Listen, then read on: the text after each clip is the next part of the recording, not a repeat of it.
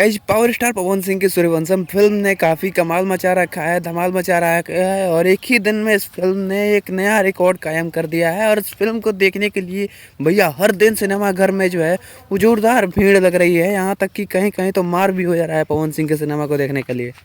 आप में से जो लोग इस फिल्म को देखे होंगे या फिर देख के आए होंगे वो सब जानते होंगे कि फिल्म किस तरह से बनाई गई है और मैं जो बोल रहा हूँ वो सच बात है कि नहीं।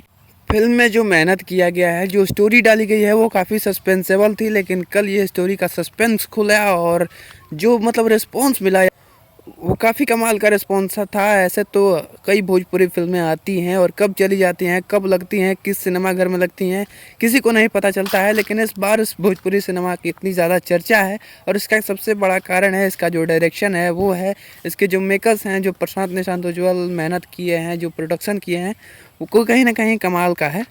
इस फिल्म में कहीं ना कहीं सारे कलाकार अपनी अपनी जगह पे पूरी मेहनत से इस फिल्म को बनाए हैं, जिसका रिस्पांस जो है वो आपको देखने को मिल रहा है। जहाँ चाहे इस सिनेमा को लगाया गया है भैया।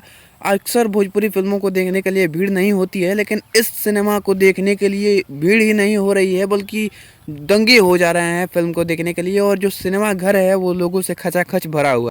इस फिल्म के गाने जो हैं वो इस तरह से बनाए गए हैं कि लोगों को अपनी तरफ अट्रैक्ट कर रहे हैं। कुछ गाने इस फिल्म के तो पहले ही रिलीज कर दिए गए हैं, लेकिन कुछ गानों को अभी तक रखा गया है, जिसमें से एक गाना ये वाला है जो कि चांदनी सिंह के साथ है। इस गाने का पोस्टर आउट कर दिया गया था जो रिलीजिंग होने वाला था, लेकिन गाना अभी रिलीज नहीं किया गया है। ये वीडियो आ रहा है, जब ये गाना बज रहा है तो आप ऑडियंस का रिस्पॉन्स देखिए कि किस तरह से ऑडियंस झूम उठ रहे हैं।